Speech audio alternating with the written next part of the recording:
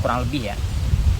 Selain itu apalagi saya juga harus sudah punya rumah dan juga punya dana untuk membiayai rumah tersebut per bulan gitu. Misalnya sewa rumah saya per bulan minimal 500 gitu. Berarti saya punya akses ke dana minimal 2000 euro. Kemudian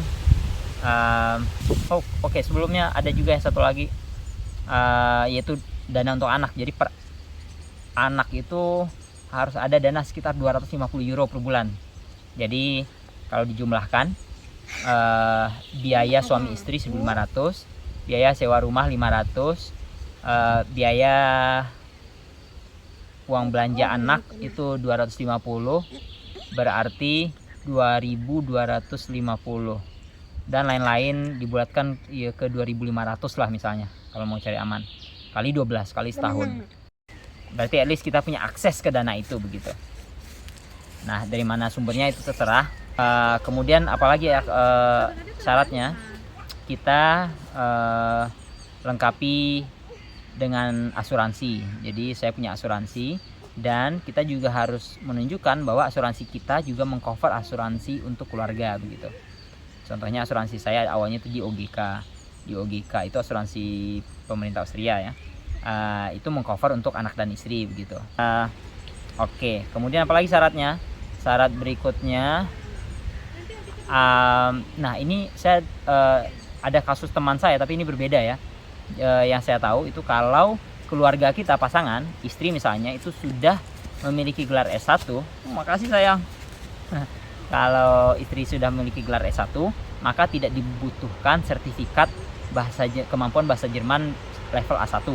Tapi salah satu teman saya itu diminta syaratnya itu, kalau istri atau pasangan tidak memiliki ijazah S1, maka diharuskan untuk menyertakan sertifikat kemampuan bahasa Jerman level A1. Itu level paling bawah, tapi at least punya sertifikat itu begitu.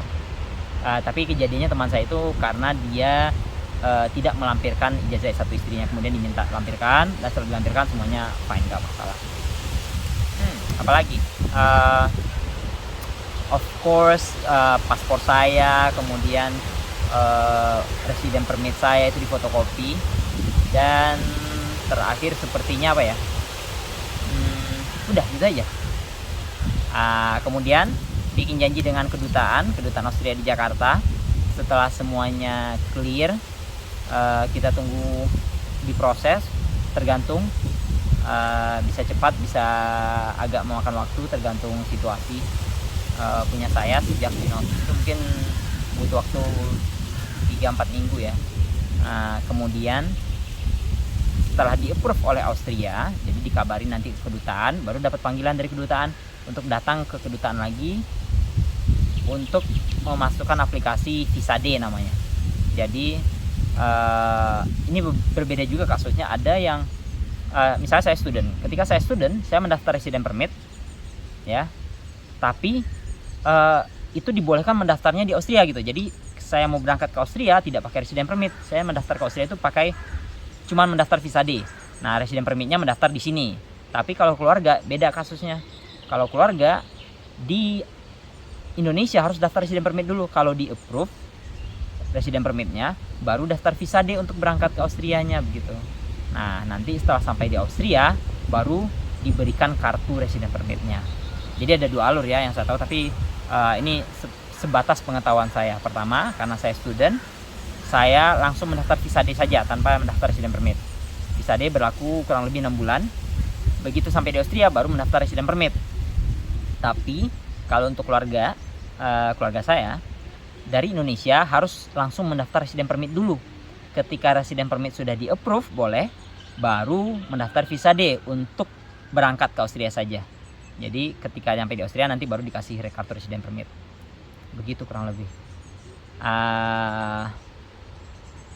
Iya, untuk biaya-biaya yang perlu disiapkan yaitu biaya untuk legalisir ya, karena ada dokumen-dokumen yang harus dilegalisir di beberapa instansi. Pertama di Kemenkumham, kedua di Kemenlu, dan ketiga di Kedutaan Besar Austria di Jakarta. Jadi satu dokumen itu dilegalisir oleh 3 institusi ini.